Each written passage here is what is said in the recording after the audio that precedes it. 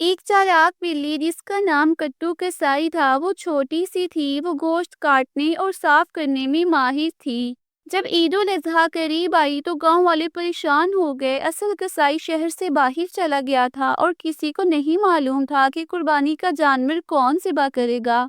तब कट्टू ने कहा, मैं कुर्बानी का बकरा ज़िबा कर सकती हूँ। सब हंसने लगे मगर कट्टू ने संजीदा होकर कहा। ईद के दिन सब हैरान रह गए जब कट्टू ने सफेद कपड़े पहने और हाथ धोए और बिस्मिल्लाह पढ़कर छोटे बकरे को नरमी से ज़िबा किया। उसने शरीयत के तमाम असूलों का ख्याल रखा। उसका हाथ इतना सफाई से चला कि बकरा तकलीफ महसूस किए बगैर कुर्बान हो गया। गांव वालों की आंखें खुल गई। सब ने तालियां बजाईं और कहा, हमारी बिल्ली सिर्फ चालाक नहीं नेक भी है। ईद के दिन कट्टू सबकी पसंदीदा बन गई।